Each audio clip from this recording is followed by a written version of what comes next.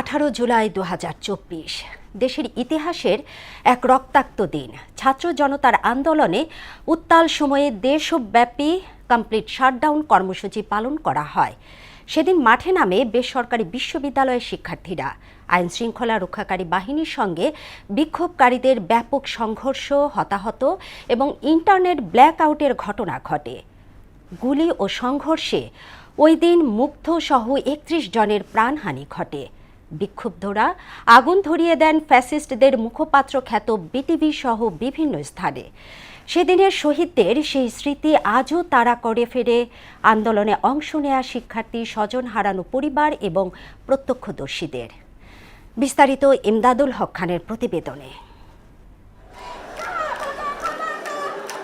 কোটা সংস্কারের দাবিতে শুরু হওয়া শিক্ষার্থীদের আন্দোলন 18 জুলাই ছড়িয়ে পড়ে দেশ জুড়ে। সংঘর্ষ, গুলির শব্দ, টিয়ার সেল আর ধোঁয়ায় ভারী হয়ে ওঠে রাজধানী সহ বিভিন্ন শহরের আকাশ। আন্দোলন নতুন এক মোড় নেয়, যার প্রভাব পরবর্তী সময়ে দেশের রাজনৈতিক বাস্তবতাকেও বদলে দেয়। 5 জুন হাইকোর্টের রায়ের পর কোটা সংস্কার আন্দোলন নতুন করে শুরু হয়। জুলাই জুড়ে দেশের বিভিন্ন বিশ্ববিদ্যালয়ে আন্দোলন ছড়িয়ে পড়ে। 18 জুলাই রাজধানী ঢাকা, চট্টগ্রাম, রাজশাহী, রংপুর, খুলনা সহ বিভিন্ন স্থানে বিক্ষোভ আরও তীব্র হয়ে ওঠে। আইনশৃঙ্খলা বাহিনীর সঙ্গে সংঘর্ষের ঘটনাও ঘটে। প্রাণহানি, আহত হওয়া এবং ব্যাপক সহিংসতার খবর আসে দেশের বিভিন্ন প্রান্ত থেকে।